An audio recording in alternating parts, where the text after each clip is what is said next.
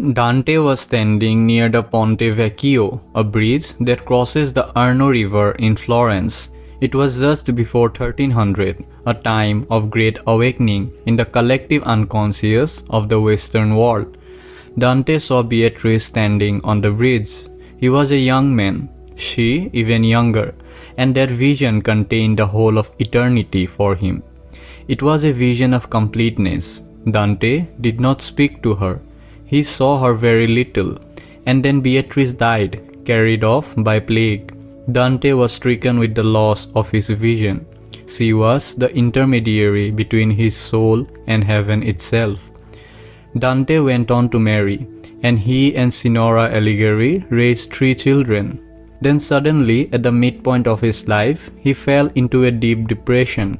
His epic poem, Divine Comedy, begins by saying that he was walking alone in the afternoon of his life and fell into a deep hole.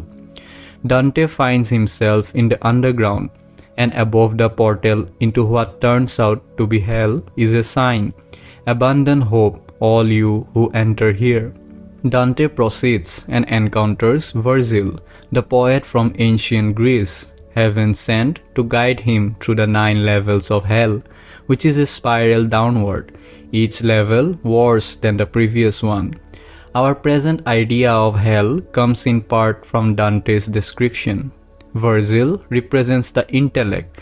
The guide for the first part of your inward journey is your intellect, the masculine traits of intelligence, proportion, and good sense.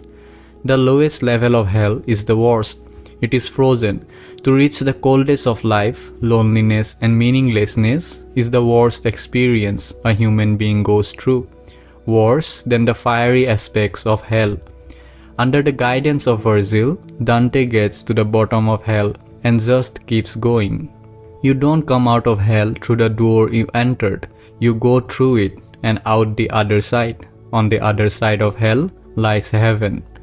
Dante and Virgil are in the middle of the world, which is where the devil lives. And Dante gets to that nodal point, the center of the world, and finds himself in Purgatory. Hell lays out what's wrong, the hellish dimensions of life, and Purgatory begins the repair. What you need in order to be restored, you need to be treated. The verb to treat comes from the Latin tractus, meaning to pull or drag. Dante is pulled through a hole from the center of the world and begins his ascent through Purgatory, its many levels and teachings. At this point, Virgil approaches Dante and says, "I cannot take you any further. One greater than I will be your guide from here." Dante is shaken because he has depended entirely on Virgil. Virgil continues, "Beatrice will guide you from here."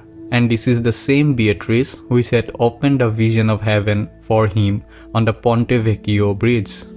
When Virgil leaves, he says in essence, "Reason can take you no further. From here on, it's inspiration.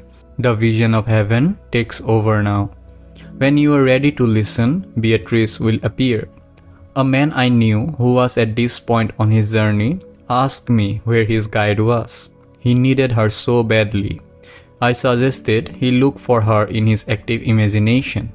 When he did, she appeared instantly and she told him, "I have been waiting for you for 20 years. You only had to ask.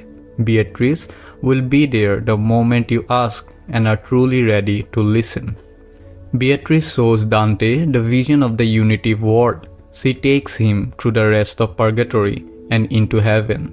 Then, at the last moment, she gives way to another guide, Saint Bernard. Beatrice is the sole guide who leads Dante through the deep levels of Purgatory into the vision of heaven, a journey of wholeness and healing. Dante owes his success initially to Virgil, but primarily to Beatrice, who leads, inspires, and awakens him spiritually. Every man has a double anima, with 2 visions of woman ingrained in him. The first is the heavenly vision, a Beatrice-like figure who leaves him speechless at the world that she opens for him. Beatrice appears early in a man's life, and all he can do is store her away until he is strong enough to re-encounter her.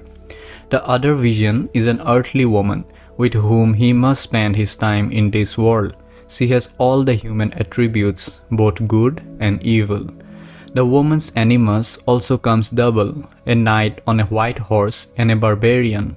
Her soul guide, usually a male figure, will guide her in much the same manner as Beatrice guides Dante. Modern men and women have forgotten how to take this journey. Most important is to remember that Virgil, the one who helps us discern what is wrong, and Beatrice, the heavenly guide, are both interior figures, and that this is an interior journey. It has its exterior dimension. If you are an artist, a poet, a healer, a teacher, or a mystic, you will produce outer tangible results of your journey. But the journey is essentially inner. This is the most important thing to learn. You will never find a Beatrice to marry because she is in your imagination, your art, and your prayers. When you seek her in an interior way, she will come in an instant, but you must be humble enough to ask your feminine side for these rare qualities of tenderness and beauty, receptivity and love. Without doing so, it can be difficult to become truly whole. Even if you experience her as a real woman who has entered your life, the grace that has descended upon you is your inner awakening, catalyzed by this wonderful experience. It is not the other, it is in you.